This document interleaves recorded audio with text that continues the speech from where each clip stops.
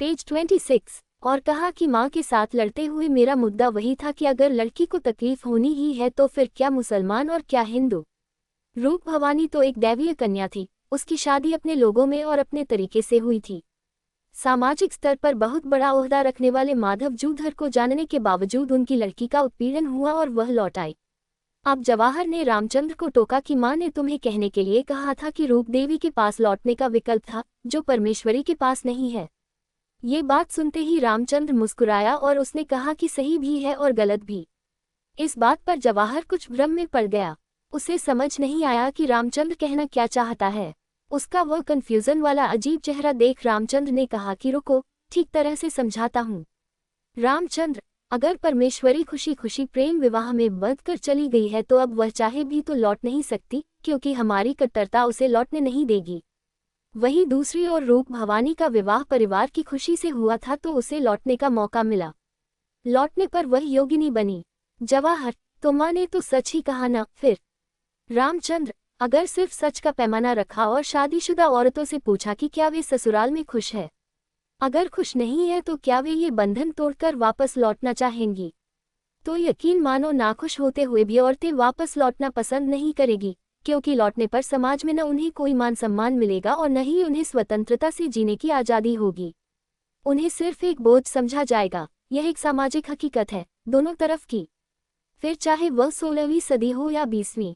जवाहर, कुछ कुछ तो बदलाव आने लगा है भाई। रामचंद्र, हाँ, लड़कियां पढ़ सकती हैं, नौकरी कर सकती हैं, बाहर जा सकती हैं, अकेले घूम सकती हैं, पर शादी ब्याह का मामला हो तो।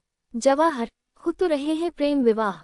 रामचंद्र, भागकर मुझे कोई ऐसी मिसाल दो कि किसी कश्मीरी पंडित और किसी मुसलमान की शादी दोनों परिवारों ने खुशी खुशी करा दी हो। इस बात पर जवाहर के पास कोई जवाब नहीं था। अगर ऐसी कोई पारिवारिक शादी हो भी चुकी होगी तो इसकी जानकारी अभी इस वक्त जवाहर के पास नहीं थी, तो उसने कहा। जवाहर, हाँ, थोड़ा मुश्किल है। फिर कुछ याद करके उसने रामचंद्र से पूछा कि तुमने कहा था कि बहुसंख्यक हिंदू मुस्लिम कैसे हुए, ये बात तुम्हें रूप भवानी तक ले आई। रामचंद्र, अब आए हो असल मुद्दे पर। जब माँ ने कहा था कि उसे कह देना कि रूप भवानी के पास लौटने का विकल्प था, मैंने वह बात तभी सुन ली थी। माँ को मैं वही जवाब दे सकता था, पर जो नाम मैं लेता एक और विवाद खड़ा हो जाता। वह नाम था ललद्यद, क्योंकि इस महिला का जिक्र सहसा कुछ कट्टर मतवादी लोग नहीं करते, जबकि इतिहास में ऐसा कहा गया है कि कश्मीरी भाषा की आदि कवयित्री ललद्यद की कविता में जो गहराई और उत्कर्षता पेज 27 है, वहां तक पहुंचने के लिए आज भी कश्मीरी के बड़े बड़े कवि तरसते हैं। उस शिखर की ओर लपकते तो सब हैं, परंतु वहां तक पहुंचने का सपना अभी तक किसी का पूरा नहीं हुआ। जवाहर, तो कट्टरपंथी लोगों को इससे क्या प्रॉब्लम थी? रामचंद्र, क्योंकि इतिहास बताता है कि लल के वाक काव्य जिस युग की कोख से जन्मे, उस समय कश्मीर की पुरानी संस्कृति और सभ्यता एक नई संस्कृति और सभ्यता से हार रही थी। जवाहर, मतलब? रामचंद्र, मतलब ये कि ललद्यद के वाकों और कथाओं में हम तत्कालीन कश्मीरी हिंदू समाज की विकृतियों और विसंगतियों का गहरा परिचय पा सकते हैं। वह एक तरफ तत्कालीन समाज में स्त्री की दोयम दर्जे की स्थितियों का चित्रण करती है तो दूसरी तरफ वह हिंदू समाज में व्याप्त जातिगत भेदभाव और पाखंडों के प्रचलन का तीखा विरोध करती है। उसका यही रवैया हमदानी के साथ आए सूफी आंदोलन और इस्लामीकरण के लिए पूर्व पीठिका बना। जिस दौरान ललद्यद का जन्म हुआ था 1317-20 के मध्य, तब हिंदू धर्म अपने ही तांत्रिक तरीकों और ब्राह्मणवादी आचरणों से भ्रष्ट हो चुका था। पुरुषयाश, असहिष्णु तथा पतित हो चुके थे। स्त्रियों की स्थिति बेहद खराब थी। सती जैसी प्रथा मौजूद थी। स्त्री का जीवन नरक से कम नहीं था। तो दूसरी तरफ धर्म परिवर्तन का दौर चल रहा था। अपना सांस्कृतिक श्रेष्ठत्व साबित करने की होड़ थी। एक नए धर्म के रूप में इस्लाम के मानने वालों में एक मिशनरी जज्बा था। और सबसे अहम बात, जब इस्लाम फैल रहा था तो हिंदू राजाओं ने इसके खिलाफ कोई कदम नहीं उठाए और दूसरी तरफ कट्टर ब्राह्मणों ने हिंदू से बने मुस्लिम लोगों को वापस हिंदू धर्म में लेने से इनकार कर दिया था। खुद कश्मीरी पंडितों में झूठी हड्डी और सच्ची हड्डी जैसी दो जातियां पैदा हुई थी। जहां राजा मुसलमान था, वहां की ब्राह्मणों को छोड़कर जो हिंदू जनता थी वह खेती करती थी। करों के बोझ से वह हिंदू जनता इतनी पीड़ित थी कि उन्हें देखने वाला भी कोई नहीं था। ऐसे में जब ललद्यद मूर्ति पूजा खंडन, एकेश्वरवाद और योग के 3 सरल आधारों पर धर्म की स्थापना करती है तो ये सूफी संतों के लिए जो इस्लाम का प्रचार और प्रसार कर रहे थे सुविधाजनक हो जाता है। पहली दो चीजें तो थी इस्लाम में, योग के समकक्ष था सूफी समाज में प्रचलित जिक्र। इस तरह लल की शिक्षाएं परोक्ष रूप से इस्लाम के लिए अनुकूल माहौल बनाने में सहायक हुईं। आम भाषा में मूर्ति पूजा और ब्राह्मणवादी श्रेष्ठता का उनका विरोध भ्रष्ट ब्राह्मण समाज को सुधारने की जगह इस्लाम के प्रसार में सहायक सिद्ध हुआ। इसी प्रक्रिया को आगे ले गए ललदेव के शिष्य सूफी संत शेख नूरुद्दीन। हिंदू इन्हें नून ऋषि कहते थे। कई विद्वानों का तर्क है कि नून ऋषि अपनी पालक माता लाल देर यानी ललदेव के आध्यात्मिक शिष्य थे। संत ने अपनी पालक मां के दूध के साथ आध्यात्मिकता और सहिष्णुता को आत्मसात किया। निर्विवाद तथ्य यह है कि दोनों पेज 28 सह अस्तित्व, शांति, करुणा और ज्ञान के संदेश हैं। वे दोनों इस कश्मीर की मिट्टी से जुड़े होने के कारण आम लोगों पर उनका प्रभाव पड़ना स्वाभाविक था। इस तरह सैयदों ने कश्मीर के सत्ता वर्ग को प्रभावित किया और समाज के ऊपरी स्तर में इस्लाम की स्थापना की और सूफी तथा ऋषि परंपरा ने समाज के ग्रामीण और निचले तबके में इस्लाम को स्वीकार्य बनाने में अपनी भूमिका निभाई। जवाहर इतनी देर तक जो शांति से सुन रहा था, बहुत देर गुमसुम रहा। उसे इस तरह देख रामचंद्र से रहा नहीं गया। उसने पूछा कि क्या हुआ छोटे? सवाल के जवाब में जवाहर ने एक सवाल किया। जवाहर भाई, आज 1966 में जहां हम ऐसे भारत का हिस्सा हैं, जिसे लोकतांत्रिक देश कहा गया है, उसमें अगर आज आपके सिर पर कोई बंदूक लगाकर कहे कि इस्लाम कबूल करो तो क्या आप करेंगे? एक पल की भी देर किए बगैर रामचंद्र ने जवाब दिया। रामचंद्र, नहीं करूंगा। जवाहर, आज 800 साल बाद भी हम कौल नाम के साथ खड़े हैं तो आप सोच ही सकते हो कि हमारे पुरखों ने क्या कुछ सहा नहीं होगा, पर अपना धर्म नहीं बदला। तो क्या आज मुझे भी अधिकार है कि मेरी धार्मिक मान्यताओं के साथ मैं जिंदा रहूं? रामचंद्र, हाँ बिल्कुल अधिकार है। जवाहर, तो मैं जैसे कौल हूँ वैसे जो लड़की अब गायब है, उसके पिता का नाम भी तो होंडू है। उनके पूर्वजों ने भी तो कितना कुछ सहा होगा। तो मेरा ये कर्तव्य नहीं बनता कि ऐसे परिवार की लड़की कहाँ और क्यों चली गई, इसकी मालूमात करूं? रामचंद्र, अगर वह अपनी खुशी से गई हो तो? जवाहर, तो हम कुछ कर नहीं सकते, बस इतना मान लेंगे कि और एक पंडित परिवार कम हो गया कश्मीर से। दोनों अब चुप से थे। एक अजीब सन्नाटा वहां मौजूद था। बात शुरू हुई थी परमेश्वरी होंडू से और आ पहुंची पंडितों के धार्मिक हक तक या फिर उनकी धार्मिक सुरक्षा तक। दरअसल जवाहर एक शांत स्वभाव का लड़का है, पर आते आते जिस तरीके से उन बदमाश लड़कों ने उस सुंदर कविता का मतलब कहीं और जोड़ दिया था, तब से वह परेशान था। इतने सुंदर काव्य के साथ इतना घटिया मजाक किसी भी पंडित को चिढ़ाने के लिए काफी था। इस भूमि से हर कश्मीरी पंडित को इतना लगाव था कि बेतहाशा अत्याचारों के बाद भी वे यहाँ से नहीं हिले। उन्हें इस कश्मीर से प्यार था। यह उनकी अपनी जमीन थी जो उनसे जबरदस्ती छीनी गई थी। उस काव्य में कश्मीर का वर्णन था। शायद ये 20वीं शताब्दी के शुरुआती दशकों में लिखा गया था, पर यह दरअसल हर उस कश्मीरी की दशा पर बिल्कुल सटीक बैठता है जो कश्मीर के बाहर रहकर भी दीवानों की तरह कश्मीर और उसकी वादियों में ही उलझा हुआ है, जिसके तीज त्योहार, जिसके मौसम आज भी दुनिया के किसी भी कोने में रहकर भी कश्मीर के ही हैं।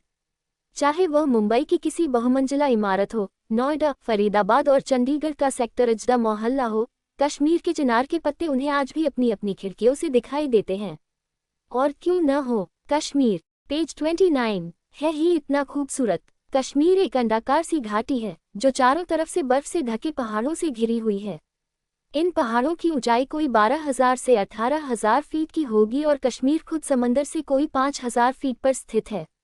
इन ऊंचे ऊंचे पहाड़ों से जब बर्फ पिघलती है तब वह घाटी की झीलों में पानी बनकर घाटी में बहती नजर आती है। आदिकाल से ही कश्मीर की पहचान 5 चीजों से हुई: ज्ञान, बड़े बड़े आलीशान घर, केसर, झील का बर्फीला पानी, झरने और अंगूर।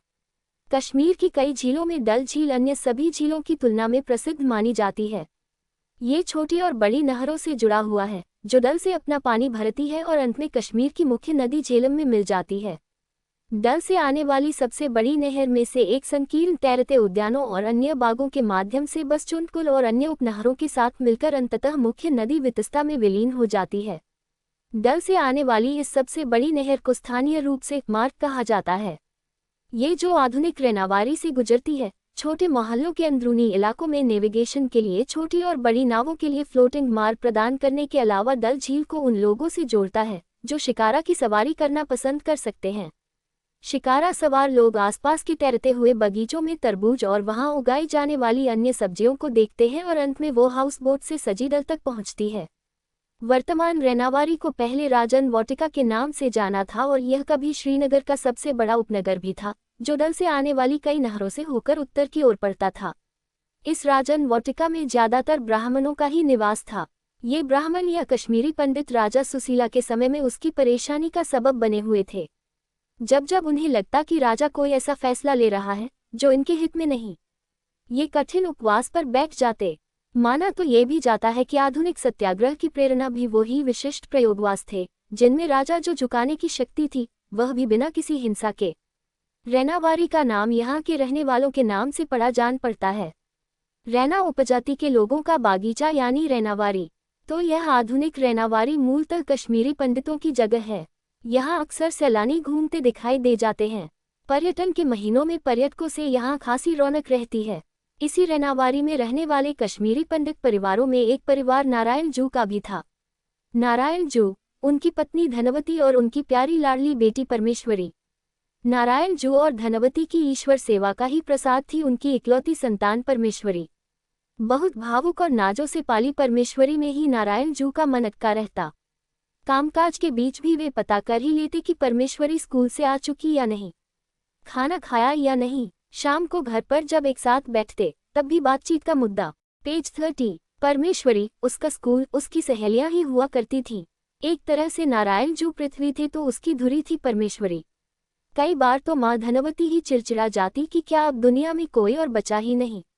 जो दूसरे लोग इस धरती पर हैं, उनका कोई दुख सुख देखोगे या फिर अपनी बेटी के ही आगे पीछे घूमते रहोगे। नारायण अपनी बीवी के गाल खींच कर कहता, मेरी बेटी है ही ऐसी तो क्या करूं। इधर कुछ दिन से नारायण की तबीयत खराब रहने लगी थी। कई डॉक्टरों को दिखाया पर शरीर को बहुत ज्यादा कोई अंतर समझ नहीं आया। नारायण की अक्सर कोशिश रहती कि उसकी परेशानियां परमेश्वरी की नजरों के आगे न आ जाएं। पर जैसे जैसे समय गुजरा, कमजोर होता शरीर प्यारी बेटी की आंखों से कैसे चूकता भला। कमजोर होते राजा की राजकुमारी भी अंदर ही अंदर घुल रही थी, पर नारायण जू को तो अलग ही चिंता खाई जा रही थी। बेटी की चिंता, वह तो अपने दिल की हर बात हर किसी से कहती भी नहीं। माँ की भी लाडली तो है, पर दिल की बात तो सिर्फ पिता को कहती है। अब कहीं नारायण जू को कुछ हुआ तो कैसे रहेगी इस निष्ठुर दुनिया में नारायण की राजकुमारी। अक्सर अपनी चिंताओं के भावर जाल से निकलने के प्रयास में नारायण अपनी धर्मपत्नी से सिर्फ इतना कह पाते, अगर मुझे कुछ हो गया ना, तो मुझे तब चैन नहीं आएगा। मेरी आत्मा शांति से नहीं रहेगी जब तक मेरी इस जान को एक अच्छा परिवार और अच्छा और समझदार जीवन साथी नहीं मिल जाता। धनवती अपने पति की इस भावुक विचार अभिव्यक्ति से खुद भी अक्सर परेशान हो जाया करती, पर पति का ध्यान इन सब बातों से हटाने के लिए वह गुस्से का स्वांग रच लिया करती। सिर्फ बेटी की चिंता करना आप, मैं भी हूँ इसी घर में और आप लोगों के साथ रहती हूँ, पर दिखती क्यों नहीं आप लोगों को। फिर वह फर्राटे से कमरे से बाहर आकर किसी कोने में बैठकर अपने आंसू पोंछती, एक गिलास पानी पीकर अपने तेजी से धड़कते दिल को शांत करती और लग जाती दोबारा कामकाज में। परमेश्वरी तभी घर में घुसी। माँ को एक तरफ बैठा देख भाप गई कि दोनों के बीच कोई तो ऐसी बात हुई है जो खींचतान का कारण बनी है। खैर, हाथ पैर धोकर सीधे वह अपने पिता के पास आकर पहले बैठी। उसे पता था कि उसकी जगह तो पापा के सीने के पास है, तो बस सीने से लगकर लेट गई। नारायण का इतने में बुरा हाल था। उसे एक पल को लगा कि उसे कुछ हो गया तो कैसे संभलेगी यह प्यारी बिटिया। उसे लगा कि उसे जी भर सीने से लगा, हर पल में सदियां जी सके तो जी ले वह। फिर कुछ देर में खुद को संभाल कर परमेश्वरी के बाल ठीक करते हुए नारायण ने पूछा, आज स्कूल कैसा था। जवाब भी बिल्कुल उतना ही छोटा मिला, रोज जैसा। और फिर नारायण मुस्कुरा दिया। परमेश्वरी के सिर पर हाथ रखकर बोला, मुझे कुछ हो भी जाए ना, तो खुद भी खुश रहना और अपनी माँ का ख्याल रखना। परमेश्वरी ने तपाक से पूछा, क्यों, उनको खुश नहीं रखना है? और वैसे आपको क्या हो रहा है? कुछ नहीं होगा, एक सिरे से उसने। पेज 31। नारायण की बात नकार दी। फिर सही ही तो था, किस औलाद को अपने माँ बाप के बिना रहने या रह पाने की बात सूझती है। उन्हें तो हमेशा ये ही लगता है कि वह खुद जितना भी बड़े हो जाए, उनके माँ बाप का साथ हमेशा रहेगा। माहौल को भांपकर परमेश्वरी धीरे से अपने पिता से पूछती, मेरी माँ बाहर इतनी तेज तेज बर्तन मांज रही है, कुछ हुआ है क्या? कुछ कह दिया? वे बर्तन बेचारे सजा भुगत रहे हैं। नारायण हंसकर बोला, सच कहा था, चुप गया उसे। धत, ऐसा सच बोलना ही क्यों जो चुप जाए। अब देखो, आप यहाँ परेशान दिख रहे हैं, वो वहाँ बैठी है। चलो पहले आप हंसकर दिखाओ और परेशानियों पर ताला लगाओ। इतना कहकर परमेश्वरी ने अपने पिता को गुदगुदी करनी शुरू की और दोनों पिता पुत्री हंसने लगे।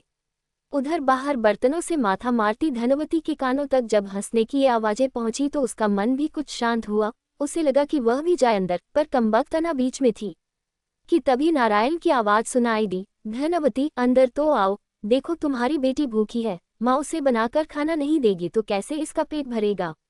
बस इतना सुनते ही अना शांत और धनवती कमरे के भीतर, वह भी चेहरे पर पूरी मुस्कान के साथ। आखिर नारायण से ज्यादा उसके दिल का हाल किसे पता होता। खैर, माँ ने भी तुरंत अपनी परमेश्वरी की पसंद का नदरो पालक और चावल बनाया, साथ में मूली की चटनी। खाने के बाद परमेश्वरी ने बताया कि वह खीर भवानी मंदिर गई थी अपनी सहेलियों के साथ। वहां जो पंडित जी मिले, उन्होंने बड़ी अजीब बात कही। धनवती का ईश्वर और उस पुजारी पर विश्वास उसे बेचैन कर गया। उसने उत्सुकता भरी चिंता से पूछा, क्या हुआ, क्या कहा उन्होंने। परमेश्वरी ने बहुत हल्के से बताते हुए कहा, बोल रहे थे कि कुछ गड़बड़ वक्त आ रहा है, तभी झील के पानी का रंग बदलकर काला हो रहा है। जरूर यह ईश्वर का प्रकोप है। फिर धनवती ने पूछा, फिर क्या। फिर कुछ नहीं, मैंने कहा कि ईश्वर और झील के पानी की चिंता बाद में करना, पहले इस परमेश्वरी के पिता की खराब सेहत की चिंता करिए। फिर धनवती मुंह से निकला। फिर पंडित जी ने लंबी सांस ली और कहा कि ध्यान रखो, सावधान रहो, उनके लिए भी, खुद के लिए भी। फिर धनवती ने एक बार फिर पूछा। अब की परमेश्वरी खींच चुकी थी, बोली, फिर क्या। जब ध्यान भी खुद ही रखना है तो उनसे क्या पूछना। इतना कहकर वह उठी और अपना स्कूल बैग सही जगह पर रखने चली गई। खैर, शरीर भी इतने रोगों से लड़कर पस्त हो चुका था। एक दिन नारायण जो अपना शरीर त्याग नारायण की ही शरण में चले गए। वे एक ऐसी यात्रा पर निकले कि जिसमें जाने की पहली ही शर्त थी मोह माया से मुक्ति। कौन जाने कि जाने वाला कितना इन सब से मुक्त हो पाता है। जो रह जाते हैं, उनका शरीर और आत्मा इतना भारी हो जाते हैं कि एक एक पल गुजारना मुश्किल हो जाए। खासकर तब, जब घर का एकमात्र कमाऊ सदस्य एक लंबी बीमारी के बाद अपनी अंतिम यात्रा पर निकल जाए। बीमारी के दिनों में शुरू। पेज 32। हुआ खर्चों का सिलसिला सांसों के साथ ही एक बार आकर थमता तो है, पर जब जरूरतें मुंह चिढ़ाती हैं, तब तब वह गया इंसान और तेज याद आता है। शायद उसके रहते चून की सारी जरूरतें पूरी होती रहती थीं, इसलिए पता ही नहीं लगता कि जरूरतें की लिस्ट खासी लंबी होती है, जिसकी पूर्ति बिन कमाए करना नामुमकिन है। ऐसे में दो ही रास्ते होते हैं, या तो इंसान बिल्कुल ही जीना छोड़ दे, या फिर जरूरतें पूरी करने के लिए कर्मयुद्ध में कूद पड़े।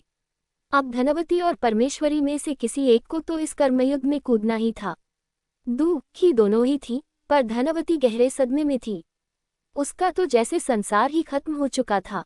जिंदा रहने की एकमात्र वजह अगर कोई थी, तो वह थी परमेश्वरी।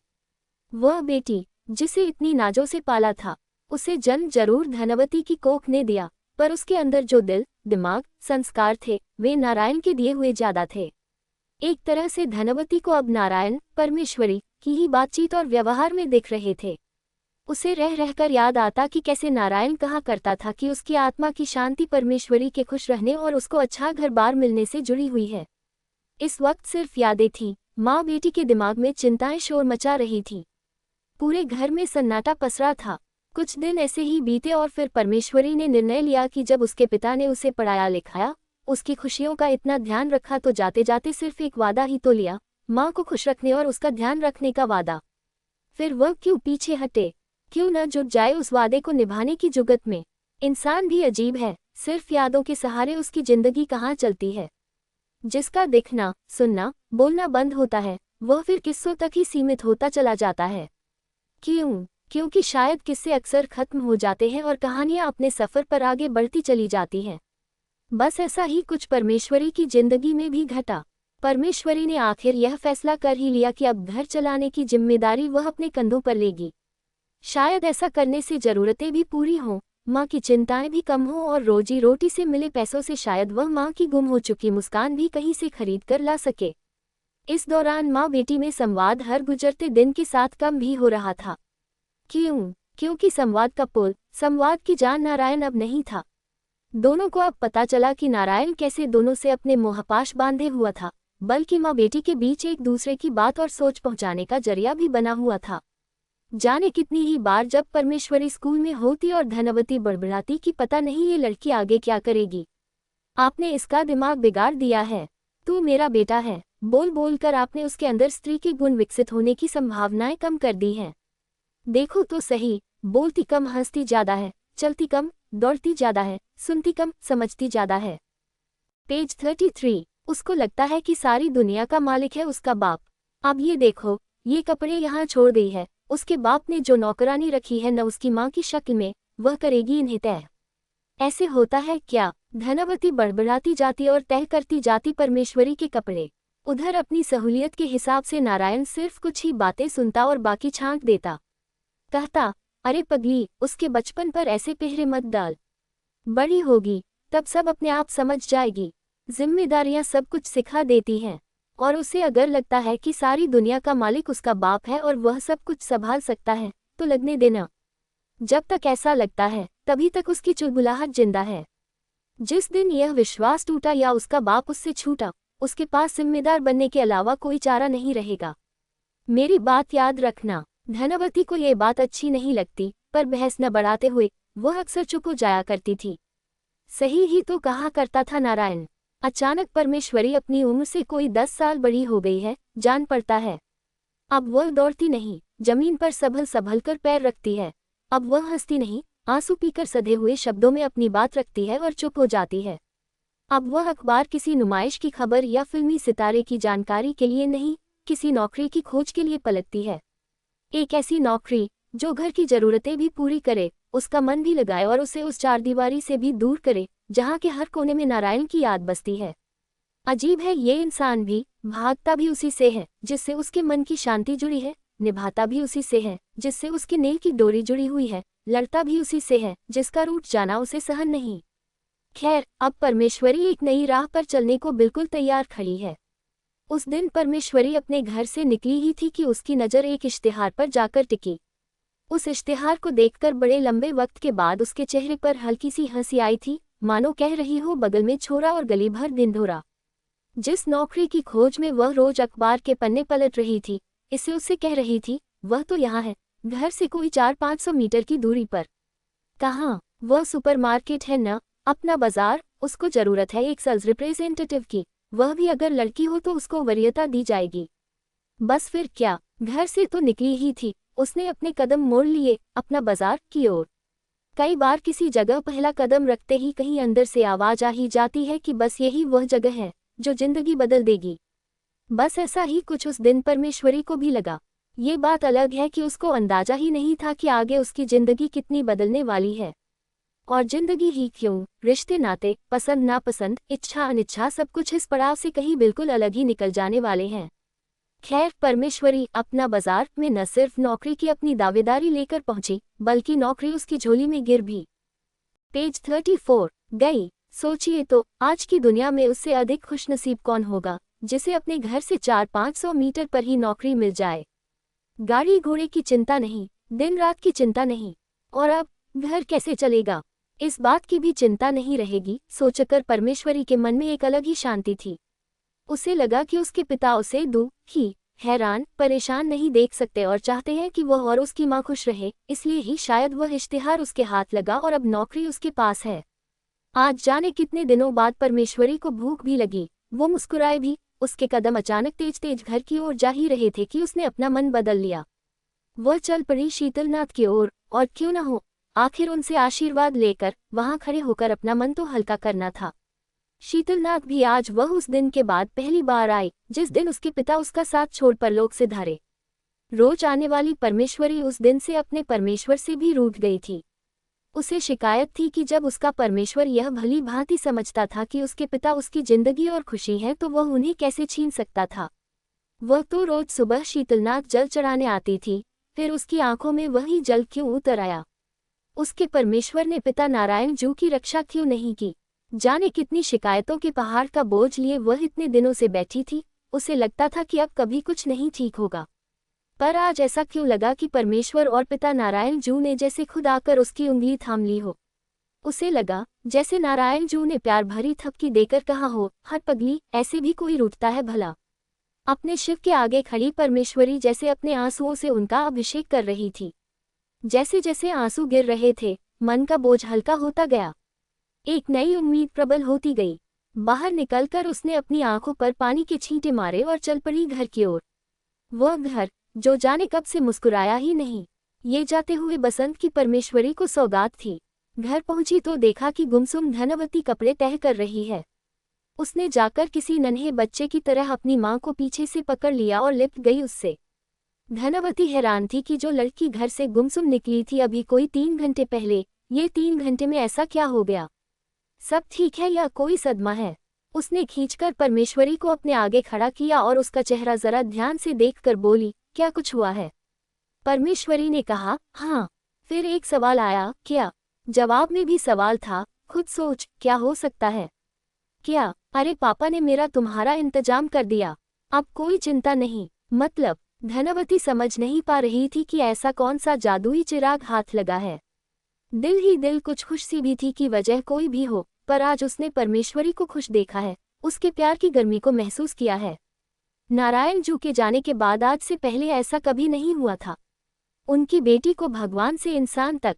पेज 35। सबसे सिर्फ शिकायतें ही तो थीं। खैर, सब छोड़कर धनवती ने कहा, अब बताएगी भी या हम लोग ऐसे ही सवाल जवाब का खेल खेलते रहेंगे? परमेश्वरी ने चाहत कर कहा, मेरी नौकरी लग गई।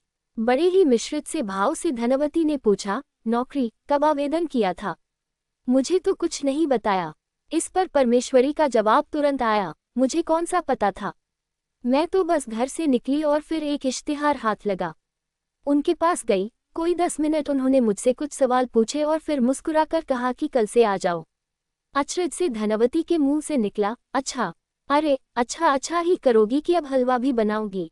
मेरे पापा होते तो इस बात पर दुनिया की सारी मिठाइयाँ यही लाकर रख देते। परमेश्वरी का इतना कहना था कि धनवती की आंखें नम हुए बगैर न रह पाई। वह बोली, बेटा तेरे पापा होते न तो तू आज नौकरी नहीं खोज रही होती, आगे और पढ़ने की तैयारी कर रही होती। रुलाओगी क्या अब? चलो न हलवा बनाओ, बड़े दिनों बाद कुछ ठीक होता दिख रहा है। इतना कहकर माँ को उसने हल्के से रसोई की ओर धकेल दिया। हर पल उसे लग रहा था कि कुछ तो है जिसकी कमी खल रही है। शायद पापा, या फिर पापा और उसकी शरारती साझेदारी। उफ, वह आज मन भारी नहीं करना चाहती, पर हो रहा है। वह पापा को दिया हर वादा पूरा करना चाहती है। जब तक माँ ने हलवा बनाया, उसने अपने कमरे में जाकर ऑफिस के पहले दिन के लिए अपने कपड़े तह कर लिए, पेन और नोटबुक निकाल ली। फिर माँ से बोली, सुबह वैसे तो 10 बजे बुलाया है, पर मैं 9 बजे के आसपास निकलकर पहले शीतलनाथ जाऊंगी और फिर ऑफिस। धनवती को हलवा बनाते बनाते याद आया, उसने तो पूछा ही नहीं कि यह नौकरी आखिर मिली कहाँ है, कितनी दूर जाना पड़ेगा, कैसे जाएगी। हलवा बनते ही पहले उसने घर के मंदिर में ले जाकर भोग लगाया और फिर बेटी के हाथों में देते हुए बोली, कहाँ जाना होगा? परमेश्वरी ने कहा, कहीं नहीं। अरे अब बता भी दे, परेशान क्यों कर रही? मुझे पता है कि घर बैठे कोई पैसे नहीं मिलते। धनवती खींचते हुए बोली, अरे माँ, घर बैठे तो सच में कोई कुछ नहीं देता। मुझे तो समझो, घर से निकलते ही नौकरी मिली है। वह सुपर मार्केट तो देखा है न? अपना मार्केट? हाँ देखा है। तो धनवती ने कहा, तो क्या बस वही मिली है नौकरी? सेल्स रिप्रेजेंटेटिव की। खरीदने बेचने का काम करना होगा, सुबह 10 से शाम 6 तक। परमेश्वरी ने ये कहकर माँ की चिंता दूर करने की कोशिश की, पर माँ तो माँ है, उसके तो सवाल अभी शुरू ही हुए थे। अच्छा, तब तो टिफिन डिब्बा ले जाने की जरूरत नहीं है, दोपहर का खाना खाने घर ही आएगी न? उफ मेरी माता रानी, मैं तुझे नौकरी की खबर दे रही हूँ, वह भी इतने करीब, और एक तू है कि टिफिन डिब्बे के आगे सोच ही नहीं रही। परमेश्वरी ने कहा। धनवती भी माँ ठहरी, वह भी खुश माँ तड़ाक से बोली, क्यों? जिनके पास नौकरी होती है वो खाना नहीं पैसा खाते हैं। धनवती ने आखिर घुटने टेकी। पेज 36। दिए बोली, अब जो भी है, जैसा करना हो, जैसी तेरी इच्छा हो, मुझे बता देना। अभी हाथ धो ले, शाम की दिया बत्ती आज तू कर। कल से एक नई जिंदगी शुरू हो रही है तेरी। ऐसा लगा कि रैनावारी में आज इस घर में मौसम कुछ बदला है, कुछ सुहाना सा जान पड़ता है। खैर, सुबह हुई तो परमेश्वरी ने पहना पीला सलवार सूट, क्योंकि पीला रंग उसे पता है कि उस पर जचता है। फिर एक और बात है, ये सूट उसके पापा ने उसे उसके पिछले जन्मदिन पर दिलवाया था, तो उससे अच्छा क्या हो सकता है। परमेश्वरी माँ के हाथ से दही चीनी खाकर घर से निकली। पहले शीतलनाथ जाकर अर्जी लगाई, जल चढ़ाया, माँ खीर भवानी को भी याद किया और चल पड़ी अपना बाजार की ओर। आज से वही उसका पक्का पता था। बाहर बसंत जा रहा था और गर्मी की आमद थी, तो वहीं अपना बाजार के अंदर मौसम सर्द था। नौकरी का पहला दिन कभी उत्साह से भरा था तो कभी जबरदस्त निराशा से। काम के पहले दिन सबसे उसका परिचय तो हुआ, पर सबने बहुत औपचारिक दुआ सलाम के बाद अपने अपने काम से काम रखा। किसी ने भी परमेश्वरी से कोई खास बात नहीं की। 17 साल की परमेश्वरी को यहाँ आकर पहली बार लगा कि उसे जितनी भी बातें करनी है वे काम की ही करनी है और ज्यादातर यहाँ खरीदारी करने आए ग्राहकों से ही करनी होगी। अपना बाजार में जो एक कैशियर था, जिससे दिन के अंत में परमेश्वरी को रुपयों का हिसाब किताब करके ही घर के लिए रवाना होना होता था, उसका नाम था गुलाम रसूल कंद। ये बंदा चिश्ती कोचा सोना मस्जिद डाउनटाउन श्रीनगर का रहने वाला था और सबसे जरूरी बात ये कि वह ही तो परमेश्वरी का बॉस भी था। वह कहावत है ना कि आप अपना पड़ोसी और बॉस खुद नहीं चुन सकते। अच्छा मिले तो आप खुशकिस्मत हैं, न अच्छा मिले तो बस जब तक वह खुद मैदान न छोड़े तब तक बैठाते रहिए उसके साथ। पटरी, कभी मन तो कभी बेमन। बस ऐसा ही कुछ परमेश्वरी की जिंदगी में भी शुरू हो गया था। परमेश्वरी वैसे तो हिसाब किताब में बहुत पक्की थी, पर हर दूसरे दिन गुलाम उसके हिसाब पर सवालिया निशान लगा देता। कोई 2-1 घंटे बाद वह ही हिसाब किताब कराकर फिर मान भी जाता कि हिसाब ठीक है, या फिर किसी दिन ये भी होता कि गुलाम उससे हिसाब लेने के लिए उसे कई बहानों से रोके रखता। कहने को परमेश्वरी की छुट्टी शाम को होती, पर नौकरी के कुछ ही दिनों बाद परमेश्वरी घर काफी देर से पहुंचती। अभी वह ये सोचकर खुद को बहला ही रही थी कि अभी नौकरी नहीं है, शायद बॉस उसकी परीक्षा ले रहा। जब वह समझ जाएगा और परमेश्वरी पर उसका विश्वास प्रबल हो जाएगा तो शायद ऐसी दिक्कतें न आए। फिर जैसे तैसे जब उसकी नौकरी का पहला महीना पूरा हुआ और पहली कमाई हाथ आई तो मानो वह सारी दिक्कतें भूल गई। उसे लगा कि चाहे जितनी भी दिक्कतें आईं, आखिर उसने 1 महीना यहाँ पूरा कर ही लिया। हाँ, धनवती जरूर परेशान थी कि नौकरी के चलते लड़की पर मानसिक और शारीरिक दबाव इतना बढ़ जाएगा, यह उसने सोचा भी न था। कभी कभी उसका मन भी करता कि वह एज 37 परमेश्वरी से कह ही दे कि घर चलाने के लिए रोज रोज ऐसे सुबह से रात तक गधा पचीसी करने की जरूरत नहीं है। पर अगर वह ऐसा कह ही दे तो घर चलेगा कैसे? जैसे जैसे बाहर मौसम बसंत से गर्मी का हुआ, शायद कुछ नए रिश्तों में गर्मजोशियां भरी, या शायद रोजाना की बातचीत में गर्मागर्मी बढ़ी। असल में क्या हुआ ये या तो परमेश्वरी को पता था या फिर गुलाम रसूल को। हकीकत यह है कि किसी को नहीं पता था कि अपना बाजार के भीतर समीकरण इन दो लोगों के बीच बन और बिगड़ रहे हैं। धीरे धीरे परमेश्वरी का घर लौटने का वक्त और देर का हो गया। वह जब लौटती तो बस किसी तरह खाना पानी अपने गले के नीचे उतारती और कटे पेड़ की तरह बिस्तर पर गिर जाती। माँ बेटी के बीच संवाद भी अब कभी हाँ ना तक सीमित रहता तो कभी परमेश्वरी के खाना खाने तक।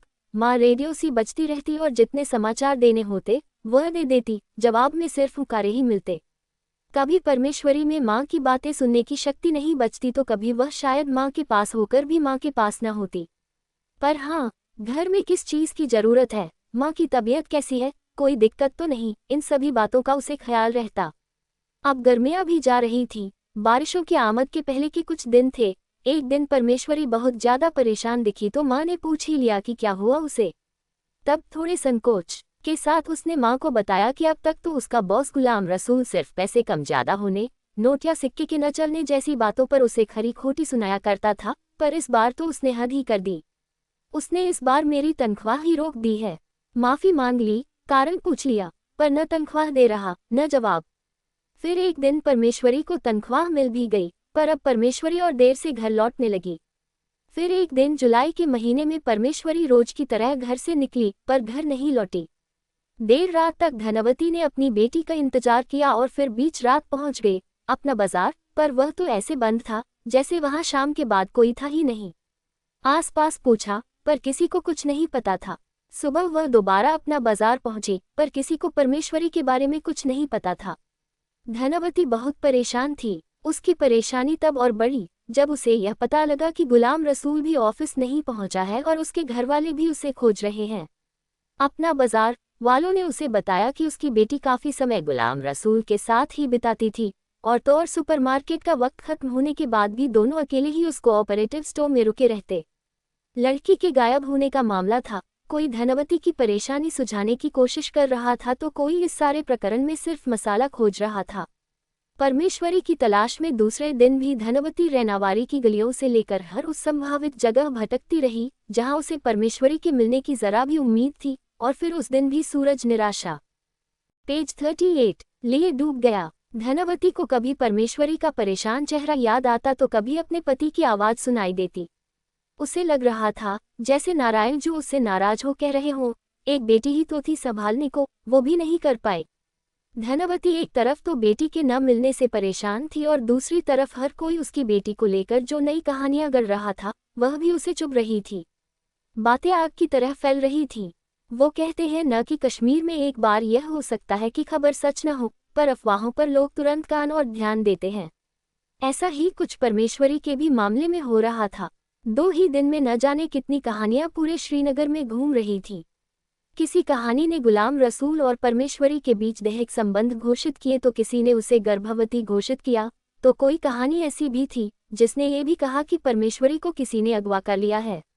इतनी कहानियों के बीच धनवती सिर्फ ये सोच रही थी कि परमेश्वरी ने तो हमेशा उसे अपने बॉस यानी गुलाम रसूल की जब भी बात बताए, उसने हमेशा बताया कि परेशान और बेइज्जत करने का कोई मौका नहीं चूकता। उसने तो ये भी बताया था कि कैसे वह कई बार जानबूझकर देर तक रोकता है और फिर वह तनख्वाह रोकने की बात भी तो कही थी। इस सब में वो प्यार कहाँ था जिसका जिक्र दुनिया कर रही है और जिसके कारण उसे भागा हुआ घोषित करने पर उतारू है। वह माँ है, उससे कैसे चूक सकता था अगर उसकी बेटी किसी के भी इश्क में होती। उल्टा वो तो अक्सर ही परेशान दिखी। माँ का दिल किसी भी अफवाह के आसपास भी सच्चाई को नहीं पा रहा था।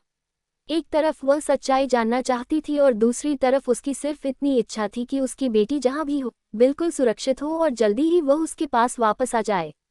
उसका दिल कहता था कि वो उसके बगैर रह ही नहीं सकती। नारायण जू के जाने के बाद उसे पता है कि उसकी माँ का एकमात्र सहारा और कारण वही है। और फिर वह जिस खुले माहौल में पली बड़ी है, अगर कभी उसे किसी से इश्क हुआ भी तो वह सबसे पहले अपनी माँ को बताएगी, फिर चाहे वो किसी भी जाति या धर्म के ही इंसान से क्यों न हो। बल्कि वह तो ये कहती थी कि देखना ऐसे लड़के से शादी करूंगी जो इसी घर में हमारे साथ रहने को तैयार होगा। मैं तुम्हें छोड़कर कहीं नहीं जा रही। ऐसा कहने वाली बेटी ऐसे कहाँ गायब हो गई।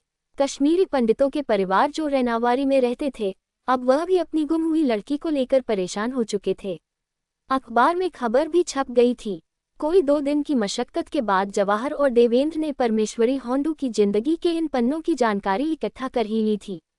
अब धनवती से तो वे लोग मिले नहीं थे, पर परमेश्वरी के पड़ोसियों से, उसकी सहेलियों से, स्कूल टीचर से और शीतलनाथ मंदिर के पुजारी से बातचीत के आधार पर उन्होंने इतनी सारी जानकारियां इकट्ठी कर ली थीं।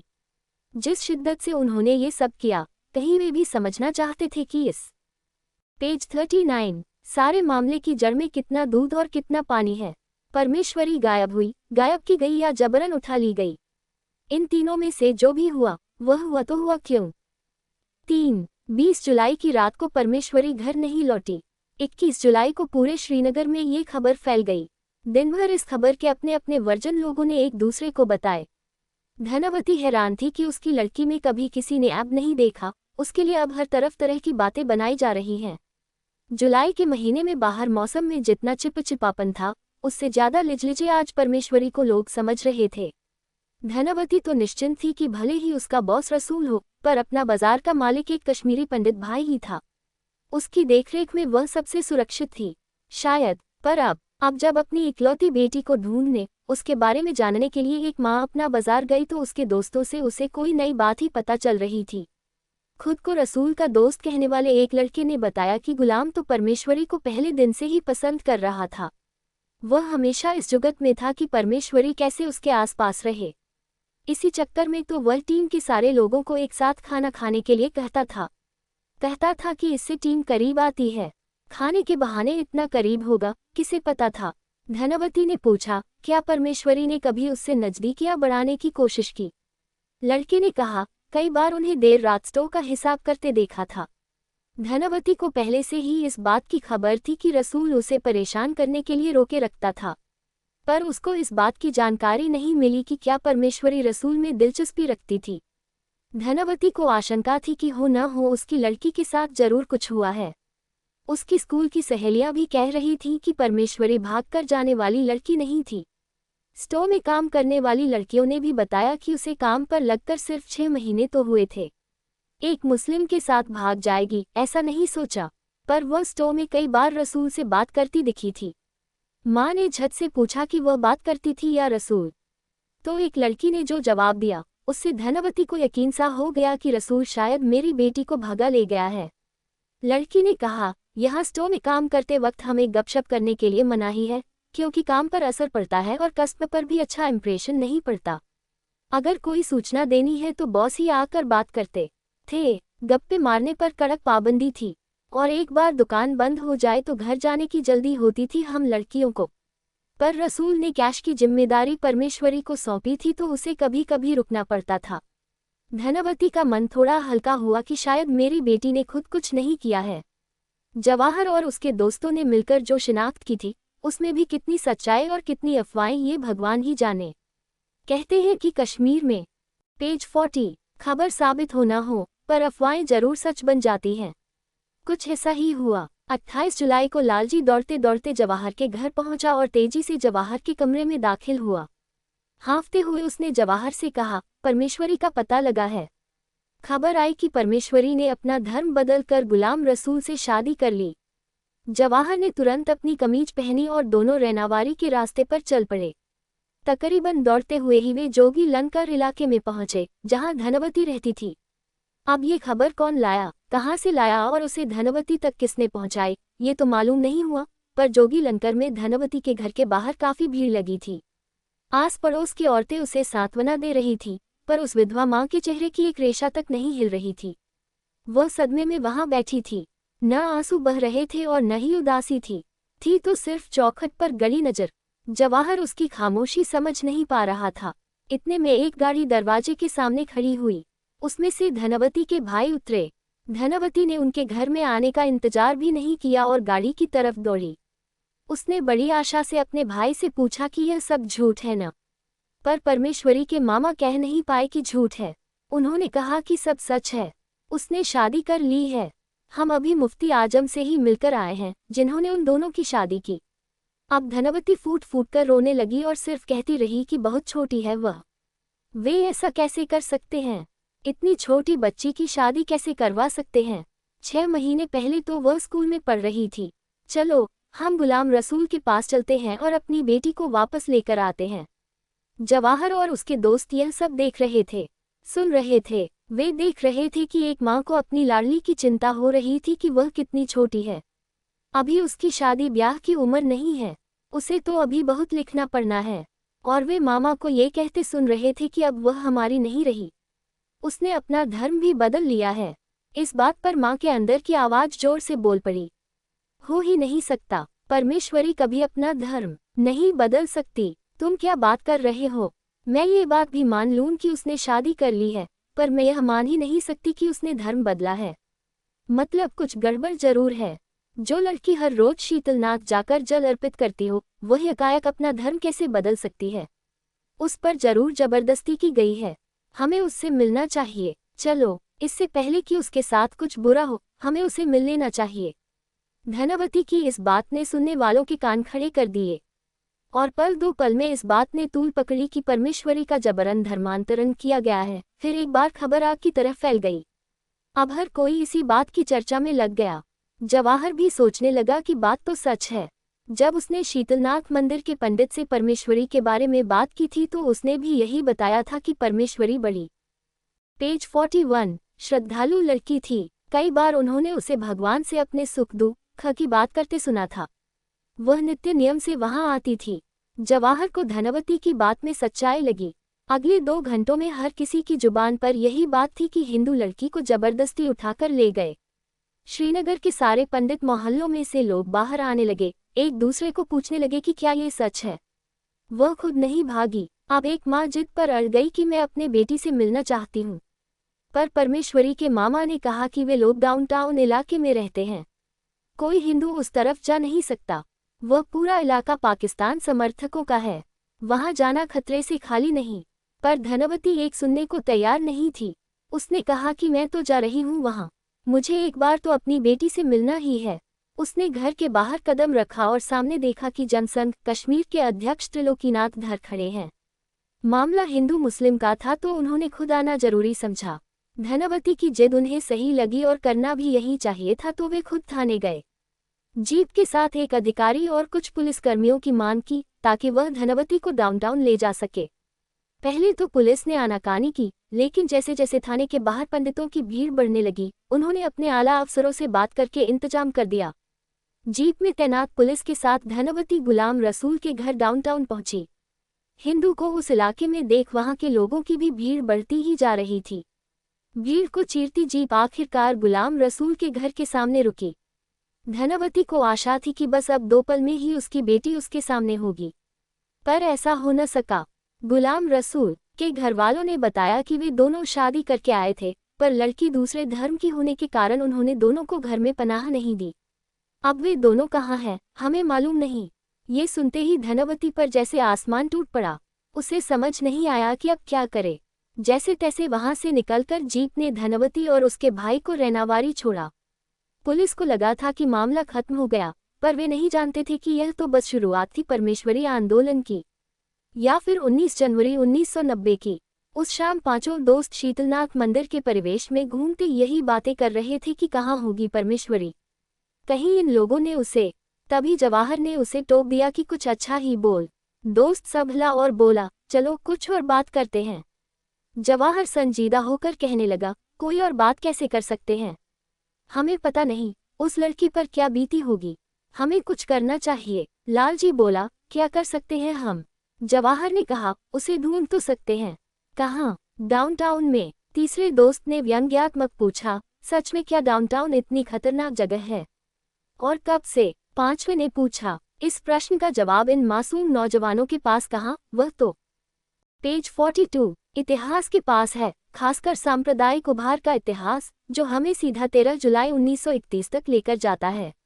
इतिहास के पन्ने जम्मू कश्मीर में इस्लामिक कट्टरपंथ, अलगाववाद, आतंकवाद और पत्थरबाजी के रूप में एक बड़ी समस्या बना हुआ है, लेकिन लगातार डोगरा रोल के बावजूद 1930 तक जम्मू कश्मीर में हिंदू और मुस्लिम आबादी के बीच कभी झगड़ा देखने को नहीं मिला।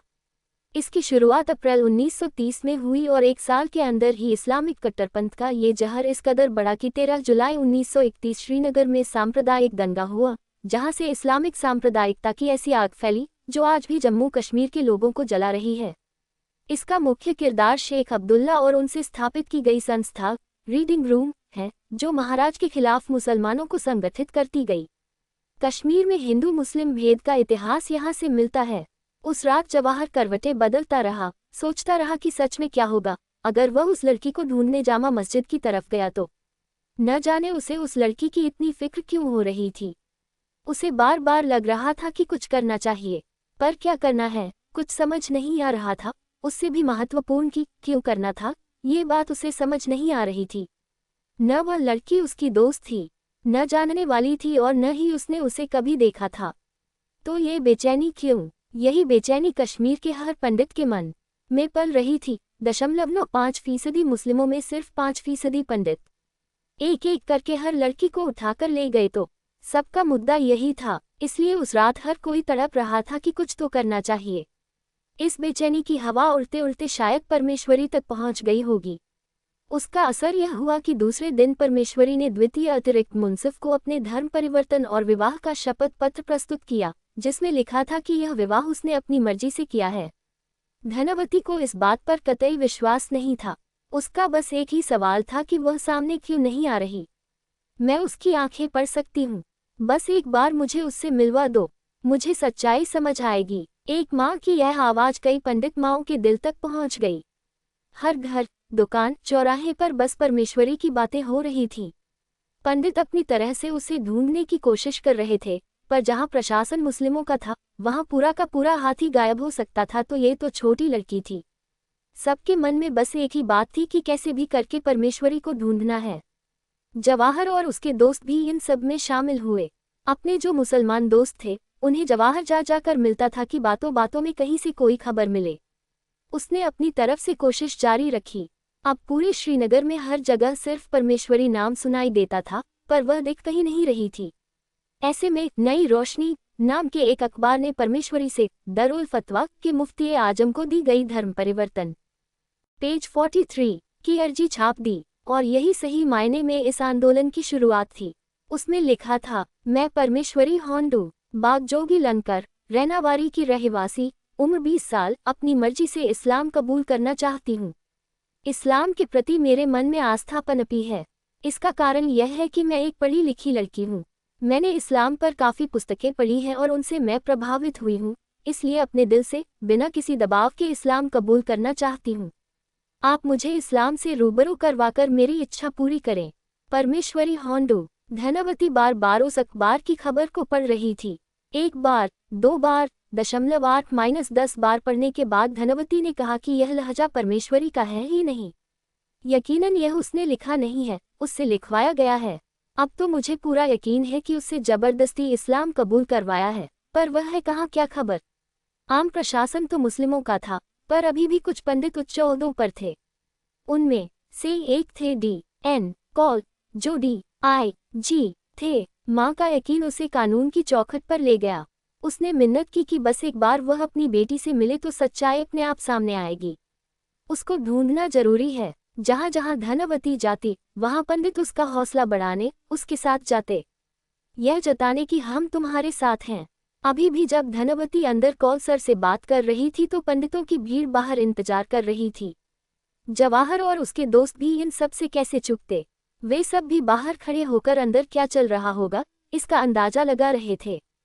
काफी देर बाद एक खबर बाहर आई कि धनवती ने पुलिस में शिकायत दर्ज कराई कि मेरी बेटी केवल 17 साल की है, नाबालिग है, और इस देश के कानून के हिसाब से नाबालिग लड़की को भगाकर ले जाना अपराध है।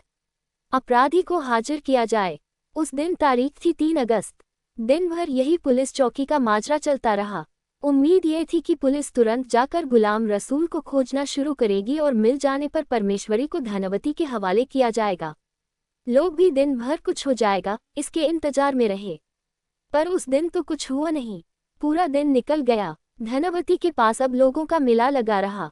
वह खुद 2 बार चौकी होकर आई, पर जवाब मिलता कि खोज जारी है। इस भीड़-भाड़ के बीच त्रिलोकनाथ धर खुद धनवती से मिलने आए। इनका मिलने आना यानी अभी भी कुछ उम्मीद बाकी होने का अंदेशा था। उन्हें देख धनवती ने आगे बढ़कर उनका स्वागत किया और पूछा कि कुछ खबर आई क्या। उन्होंने कहा कि अभी कुछ खबर नहीं आई, पर हम उन्हें आने पर मजबूर कर देंगे।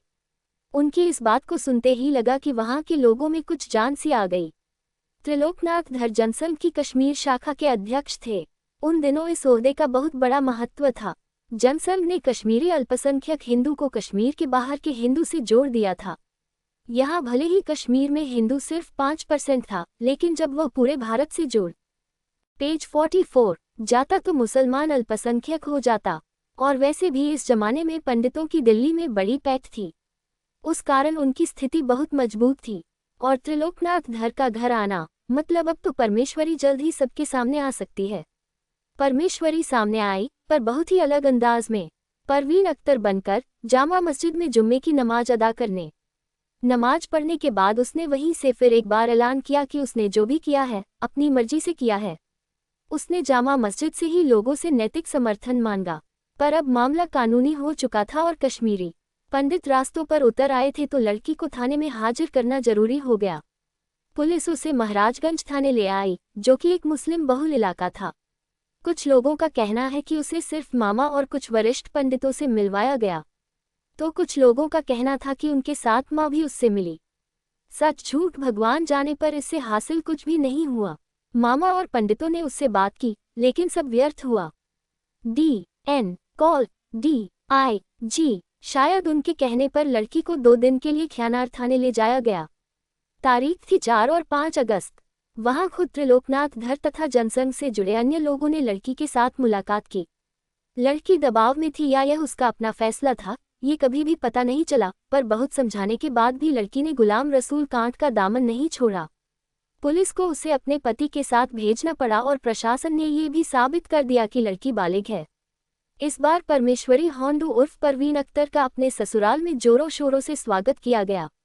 अगर यह सच में प्यार का मामला था तो ये यहीं पर खत्म हो जाना चाहिए था, पर नहीं। अब तो और भी ज्यादा पंडित सड़कों पर उतर आए। उन्होंने लड़की को अपने पति को सौंपने पर ऐतराज जताया। उनकी मांग थी कि लड़की को अदालत में पेश किया जाना चाहिए। जनसंघ के प्रेमनाथ डोगराजी ने एक निंदात्मक बयान जारी किया। उसके जवाब में पुलिस ने उन्हें सफाई दी कि लड़की की मां, मामा तथा टी.एन. धर और त्रिलोकनाथ मट्टू के कहने पर उन्होंने परमेश्वरी को अदालत में पेश नहीं किया। लड़की को समझाने का पर्याप्त समय उन्हें दिया गया था, पर लड़की नहीं मानी तो उसे आज़ाद कर दिया। पर पंडितों को इसमें कोई सच्चाई नहीं लगी। उनका मानना यह था कि लड़की को अपनी मां से अकेले मिलने नहीं दिया गया। लड़की को मां को सौंप देना चाहिए था। उनकी मांग थी कि लड़की को अदालत में पेश किया जाए। उन्होंने इस मांग के साथ अपना विरोध दर्शाना शुरू किया। पूरे श्रीनगर में प्रदर्शन हुए, हड़तालें की गईं, पर इसका कुछ खास असर नजर नहीं आया। पंडित संवाददाताओं ने इसकी बड़ी बड़ी रिपोर्ट बनाकर राष्ट्रीय मीडिया में भेज दी और मामला मुस्लिम लड़के द्वारा हिंदू लड़की के अपहरण का बन गया। जबकि मुस्लिम रिपोर्ट्स ने ये कहा कि धर्मांतरण और विवाह को रद्द करने के लिए धनवती ने पेज 45 न्यायालय में मामला दर्ज किया है। उसकी सुनवाई के लिए जल्द ही कोर्ट से आदेश आएंगे। ये तो केवल एक प्रेम का मामला है। पंडित समुदाय जबरन उसे धर्म का मामला बना रहे हैं। लड़की ने सब अपनी मर्जी से किया है। यह मसला कोर्ट में है, पर पंडित सब पर हावी होने की कोशिश कर रहे हैं। इन अखबारों की अलग अलग खबरों का जवाहर के मन पर गहरा असर हो रहा था। एक पंडित होने के कारण आज तक वे सब एक अजीब सी दहशत में पल रहे थे, जो ऊपरी सतह पर तो कभी दिखाई नहीं देती थी, पर हर पंडित के घर आंगन में कई सालों से पल रही थी। ऐसा नहीं था कि इससे पहले कभी ऐसे विवाह हुए ही नहीं थे, पर इस विवाह में लड़की को खुलेआम सामने आने नहीं दिया था। ये जवाहर का अपना मानना था। अपनी नज़रों के सामने अपनी बेटी ले जाने का दुख उसने इस बार महसूस किया था। उसकी उम्र कोई ज़्यादा नहीं थी, पर अपने लोगों के लिए कुछ करने का उसका ख्याल उसे सोने नहीं दे रहा था। उसे ये दर्द सता रहा था कि इतना सब कुछ हुआ, पर वह कुछ कर न पाया। कोई भी कुछ कर न पाया। अगर वह लड़की प्रेम में थी तो भी कबूल है, पर क्या उसका इस्लाम कबूल लेना जायज़ था? अगर वह इस्लाम पर पुस्तकें पढ़ रही थी, उससे प्रेरित थी, तो शीतलनाथ मंदिर क्या करने आती थी? क्या उसने किसी पुस्तक में ये पढ़ा नहीं कि बुतपरस्ती इस्लाम में मना है? जवाहर को इन कुछ सवालों के जवाब नहीं मिल रहे थे। उसे खुद ये सब गलत लग रहा था। ये तो जबरन धर्मांतरण था। यह उसे कबूल नहीं था। वादी में कुछ मुट्ठी भर कश्मीरी पंडित बचे थे, उन्हें वह बचाना चाह रहा था। उसके सवालों का, बेचैनी का जवाब उसे आज रात मिल गया था। बचा ये कि अब करना क्या है। उसे लगा कि उसके मन में जो है, वह चौराहे पर खड़े होकर बोले तो सही, अपने दिल दिमाग की बात अपने सरकार तक पहुंचाए तो सही। अगर अपने ख्याल अब जाहिर नहीं किए तो हमारे साथ यह हमेशा होने का डर है। यह न हो, इसलिए अपनी आवाज़ अपनी सरकार तक पहुंचाना जरूरी है। यही वक्त है कि अपनी सुरक्षा की ओर एक कदम बढ़ाया जाए।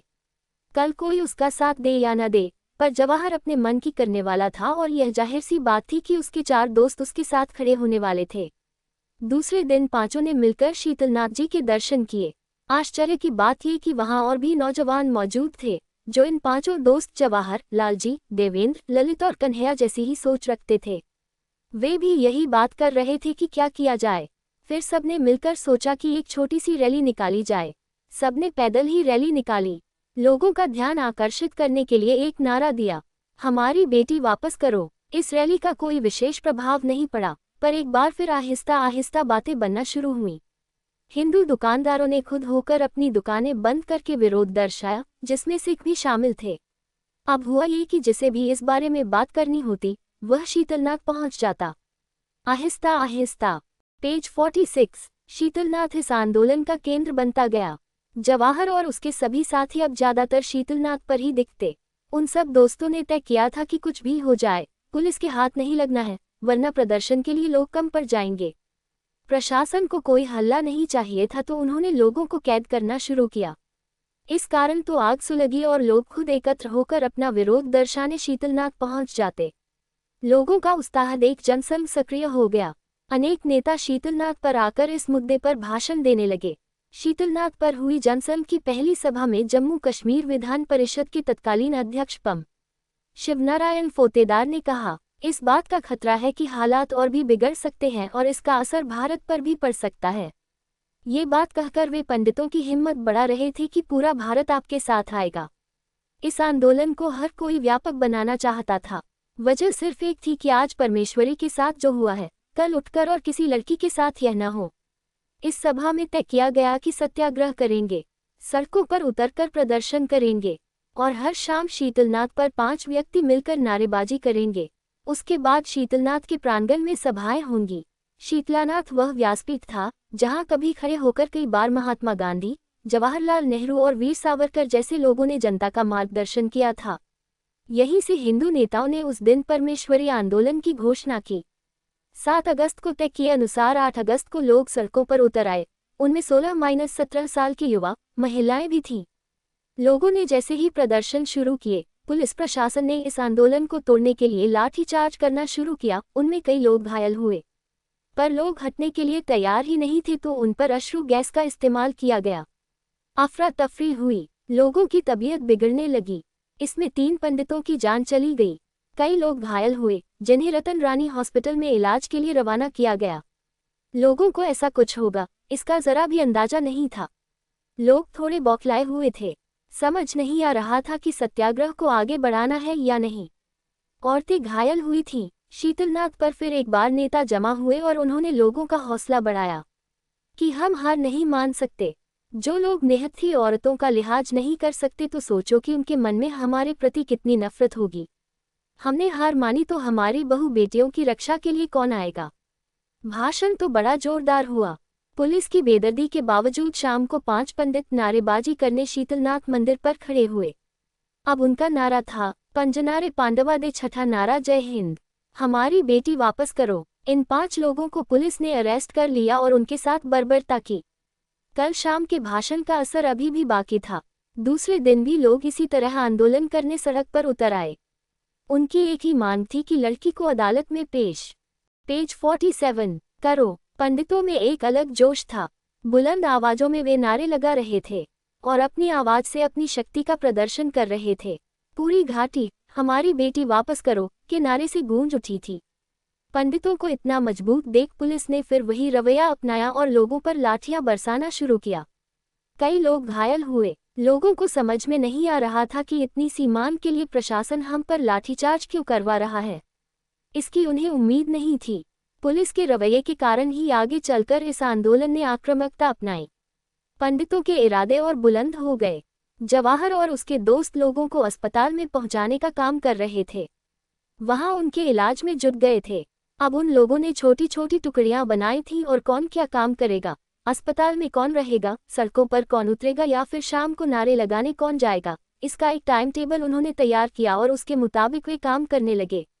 अगले 3 दिन सत्याग्रह करने लोग सड़कों पर उतर आए। पुलिस का भी वही सिलसिला चलता रहा। हिंदुओं की सभा को मुकम्मल नहीं होने दिया जा रहा था। लाठीचार्ज आम बात हो गई थी। इसकी खबर जम्मू तक पहुंची थी और वहां पर भी आंदोलन ने जोर पकड़ लिया।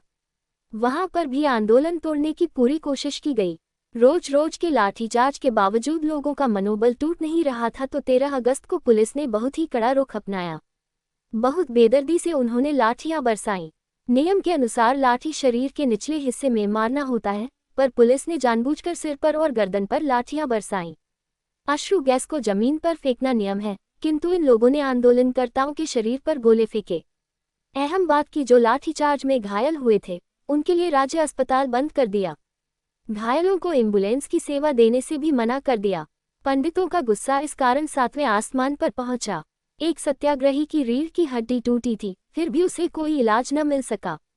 अब तो पंडित पीछे हटने के लिए तैयार नहीं थे। नारों में उन्होंने जान फूंक दी। कुछ हजार सत्याग्रही थे, पर उनकी आवाज अब इतनी तेज हो गई थी कि मुसलमान मोहल्लों से लोग बाहर आकर देखने लगे कि आखिर हो क्या रहा है। पुलिस को स्थिति हाथ से निकलती दिखी। 13 अगस्त को हालात बद से बदतर होते गए। DIG कॉल को शायद इस आंदोलन की प्रखरता का अंदाजा नहीं था। शायद ऐसा कुछ होगा, यह उम्मीद तो जरा भी नहीं थी। उनके बस में जो था वह सब उन्होंने पहले ही किया था। लेकिन आंदोलन की आक्रामकता को देखते हुए उन्हें लगा कि उन्हें खुद लोगों में जाकर बात करनी चाहिए।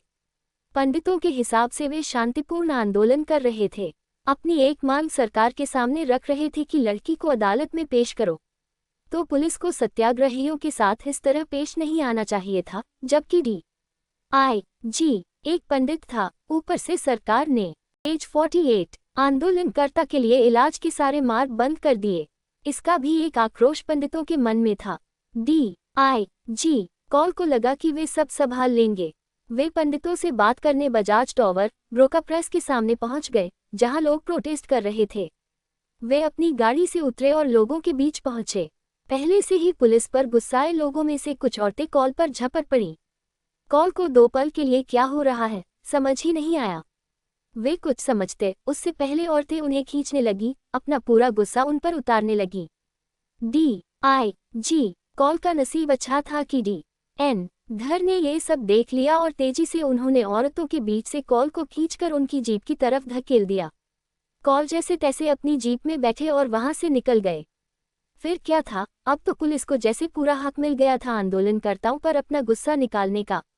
उन्होंने वह गुस्सा निकाला भी, छोटे छोटे बच्चों को भी नहीं बख्शा। न औरत देखी न मर्द, बस लाठी बरसाते रहे। त्रिलोकनाथ धर अपनी आंखों से ये सब देख रहे थे। उसी दिन हिंदू एक्शन कमेटी का गठन किया गया और इस कमेटी ने इस आंदोलन को अपने चरम पर पहुंचा दिया और घाटी में कश्मीरी पंडितों की ताकत का, एकता का नमूना पेश किया। जवाहर दिन रात जख्मी लोगों की सेवा में जुट गया। वह आक्रोश उसने बहुत करीब से देखा। लोग हैरान थे, परेशान थे, सोच रहे थे कि हमने ऐसा क्या कर दिया कि हमारे साथ इतनी बर्बरता की जा रही है। 13 अगस्त इस आंदोलन को एक अलग मोड़ पर ले आया। इस कमेटी ने तय किया कि अब हम एक FIR दर्ज कर देंगे कि परमेश्वरी को भगाया गया है, पर पुलिस ने FIR दर्ज करने से मना कर दिया, ये कहकर कि ये 2 लोगों के आपस की बात है। लड़की बालिग है, आप जानबूझकर इसे सड़कों पर ले आए हो। FIR दर्ज न होने पर और हल्ला मचा। वादी में पंडितों ने इतना साहस इससे पहले कभी नहीं दिखाया था। इस बार कहा गया कि अब तो हर चौक में 5 लोग नारे देंगे और खुद को अरेस्ट करवाएंगे। जवाहर, कन्हैया, ललित और देवेंद्र सब वॉलंटियर्स बन गए थे। किसी भी इवेंट के आयोजन में उनका पूर्ण योगदान होता था, जैसे बैनर बनाना, उन्हें लोगों तक पहुंचाना, कौन से 5 लोग कहां कहां खड़े हैं इसका रिकॉर्ड रखना, कौन अरेस्ट हुए हैं, उनको रिलीज किया या नहीं, इन सब की इन्फॉर्मेशन जवाहर और मंडली रखते थे। एक रात सब मिलकर दूसरे दिन के प्रदर्शन के लिए बैनर बनाते बनाते एक दूसरे से बातें कर रहे थे। अचानक से देवेंद्र बोल पड़ा, देवेंद्र, हे परमेश्वर, जिस परमेश्वरी के लिए इतना सब कुछ हो रहा है, क्या इन सब का उस लड़की पर कोई असर नहीं पड़ रहा? लालजी बोल पड़ा, अरे वह तो मस्त कांट से गांठ बांधकर रसूल की गुलाम हो पड़ी है। अगर उसके अंदर असर होता तो इतना सब कुछ हो रहा है तो सामने आती ना, ये कहने की ये सब बंद करो। ललित फिल्मी अंदाज में बोल पड़ा, वह कहती, मेरी मोहब्बत। पेज 49, इतनी लाशों पर से गुजर कर कैसे मुकम्मल होगी? नहीं चाहिए मुझे ये मोहब्बत। कन्हैया दोनों की मस्ती में कूद पड़ता है, कहता है, उसे कहाँ इस सब का अंदाजा था कि बात इतनी बढ़ जाएगी, इतना कुछ होगा। अगर वह आने वालों में होती तो जाती ही नहीं। जवाहर कहता है, क्या पता उसे आने नहीं दे रहे हो। देवेंद्र कहता है, बिल्कुल यही बात है। उसके घरवाले सब जानते हैं कि इतना बवाल कट रहा है, इतना हंगामा बरपा है, इंसानियत के तौर पर ही सही, वे परमेश्वरी को धनवती के घर ले जाते, माँ बेटी मिल लेते। अगर विश्वास के साथ बेटी कहती कि माँ मैं रसूल के साथ खुश हूँ, तो एक माँ अपनी बेटी को खुशी से कितने दिन वंचित रखती। जवाहर, उसने भी यही सोचकर शादी की होगी कि महीने 2 महीने में मामला ठंडा पड़ेगा, फिर सब ठीक होगा। लालजी, पर ऐसा नहीं हुआ, यही असलियत है। अगर उनकी नीयत साफ है तो भेज क्यों नहीं रहे परमेश्वरी को? देवेंद्र, और हम कहाँ उसे घर बुला रहे हैं, हम तो अदालत में पेश करने को कह रहे हैं। लालजी, अगर वह जामा मस्जिद जा सकती है तो शीतलनाग भी आ सकती है। कन्हैया, एक वही है जो ये सब खत्म कर सकती है। जवाहर, करेक्ट, वह आ सकती है, पर आ नहीं रही है, तो क्या मजबूरी है? इसी मजबूरी में कोई और लड़की न फंसे, इसलिए ये सब आंदोलन। अब तो 5 के शरीर में जैसे किसी ऊर्जा ने प्रवेश किया सा लगा सबको। कल का दिन तो बेहद खास था। 15 अगस्त, हिंदू एक्शन कमेटी ने तय किया था कि सारे सार्वजनिक जगहों पर प्रदर्शन करेंगे, और पुलिस स्टेशन के सामने खड़े होकर नारे लगवाएंगे और अरेस्ट करवाएंगे। पंडितों ने इसमें भी बहुत जोश दिखाया। 15 अगस्त, स्वतंत्रता के दिन पर वादी में जगह जगह प्रदर्शन किया गया। 5 लोगों ने रीगल चौक पर जेल भरो आंदोलन को आगे बढ़ाया, पर पुलिस उन्हें अरेस्ट करने में काफी वक्त ले रही थी। इस कारण उधर तनाव बढ़ता गया और पुलिस ने लाठीचार्ज शुरू किया। फिर एक बार अफरा तफरी और बर्बरता का दर्शन हुआ, पर लोग पीछे नहीं हटे। अब लाठीचार्ज, अश्रु गैस उनके लिए रोज का ही हो गया था। अब उनमें एक निडरता सी आ गई थी। ये कम नहीं था कि एक खबर आ पहुंची कि 13 अगस्त की लाठीचार्ज में घायल हुए श्री गोपीनाथ होंडू की मौत हो गई। पूरा पंडित समुदाय आहत हुआ। उन्हें श्रद्धांजलि देने पूरा समुदाय उभरा शीतलनाथ पर और प्रशासन के खिलाफ नारे लगाए। पुलिस ने एक ही बात ठान ली थी कि इस आंदोलन को सफल नहीं होने देंगे। उन्होंने अपना पूरा बल लोगों को तोड़ने में लगा दिया, अभद्र भाषाओं का प्रयोग किया। शायद वे बरसों की कसर निकाल रहे थे। और एक भयंकर बात पुलिस ने की, जो घायल थे उन्हें जाने का रास्ता नहीं दिया, सारे रास्ते ब्लॉक कर दिए। घायल लोगों को घंटों सड़क के किनारे बिना किसी इलाज के इंतजार करना पड़ा। इस कारण पुलिसकर्मियों में ही झगड़े शुरू हुए। कुछ पुलिस इस बात को गलत कह पेज 50 रहे थे और अपने साथी पुलिस को रोक रहे थे, तो उनमें आपस में ही हाथापाई शुरू हुई। इसका असर यह हुआ कि अब तक चुप बैठी मीडिया के अंदर का इंसान जाग गया और उन्होंने इसे रिपोर्ट करना शुरू कर दिया। 15 अगस्त के लाठीचार्ज के बाद 16 से लेकर 22 अगस्त तक तो इस आंदोलन ने अपनी ही रफ्तार पकड़ी थी। ज्यादा से ज्यादा लोग इसमें शामिल हो गए थे। श्रीनगर के तो हर मोहल्ले में प्रदर्शन जारी था। लोग न थक रहे थे, न रुक रहे थे। बाजार, Lal Chowk, Hari Singh High Street, Telephone Exchange Road, Karan Nagar और रीगल चौक जैसी जगहों पर तो जोशगर्मी से आंदोलन जारी था। लोग इतनी तादाद में जमा हुए थे कि नेता भाषण देने के लिए खड़े हुए तो दूर के लोगों तक उनकी आवाज पहुंच नहीं रही थी। उन्हें जल्द से जल्द एक लाउडस्पीकर की जरूरत थी। प्रशासन में बैठे लोग ये सोच रहे थे कि यह आंदोलन किसी भी सूरत में वादी से बाहर नहीं जाना चाहिए। अखबार ऐसी खबरें बाहर पहुंचाए, इससे पहले कुछ करना चाहिए। कश्मीर के मुस्लिम नेताओं को ये कतई मंजूर नहीं था कि बात दिल्ली तक पहुंचे, इसलिए प्रशासन ने अब सख्त कदम उठाना शुरू किया। सबसे पहले तो उन्होंने शीतलनाथ एरिया में आने जाने पर रोक लगा दी। अगर आना जाना है तो नहीं प्रदर्शन का कोई सामान या आंदोलन से संबंधित कोई चीज तुम्हारे पास चाहिए। लेकिन लोग रुकने वाले नहीं थे। नेता कार्यकर्ता अपना काम बराबर कर रहे थे। चेकिंग बहुत बढ़ गई। जवाहर तो एक सच्चा सैनिक था इस आंदोलन का। पुलिस की नज़र से छुपकर वह शीतलनाथ एरिया से निकल गया, पहुंचा लाल चौक। वहां उसके एक मित्र की इलेक्ट्रॉनिक्स की दुकान थी। उसने लाउडस्पीकर के साथ जरूरी सामान लिया, पर मुश्किल ये थी कि यह सही जगह पहुंचे तो पहुंचे कैसे। बहुत देर वह शीतलनाथ की तरफ जाने वाली सड़क पर टहलता रहा, सोचता रहा कि क्या किया जाए। अचानक उसे हाईकोर्ट के जज की गाड़ी आते दिखी। नसीब से गाड़ी का ड्राइवर जवाहर का दोस्त था और गाड़ी खाली थी। असल में जज की बीवी को अंग्रेजी फिल्में देखने का शौक था। ड्राइवर ने उसे थिएटर में ड्रॉप किया और 3 घंटे बाद फिर उसे लेने जाना था। तो बीच का वक्त यहाँ वहाँ तफरी मारकर काट रहा था। जवाहर ने उसे रोका। गौर करने की बात ये कि वह मुस्लिम था। जवाहर ने अपने दोस्त से दिल से मदद मांगी और उसने की भी। जवाहर ने मौके का फायदा उठाया और उसकी गाड़ी में लाउडस्पीकर छुपाकर निकल पड़ा शीतलनाथ की तरफ। अब जज साहब की गाड़ी कौन चेक करे। गाड़ी को बिना चेकिंग जाने दिया। शीतलनाथ आते ही एक तरफ गाड़ी अंधेरे में खड़ी की और लोगों की नज़र से बचाते उसमें से लाउडस्पीकर निकाला और व्यासपीठ की तरफ दौड़ा। और इस तरह से उस लाउडस्पीकर के कारण उस दिन की रैली यादगार बनी। पर एक छोटी सी गड़बड़ी हो गई। किसी रिपोर्टर ने शीतलनाथ के पास अंधेरे में खड़ी जज की गाड़ी देखी थी और उससे निकलता सामान भी।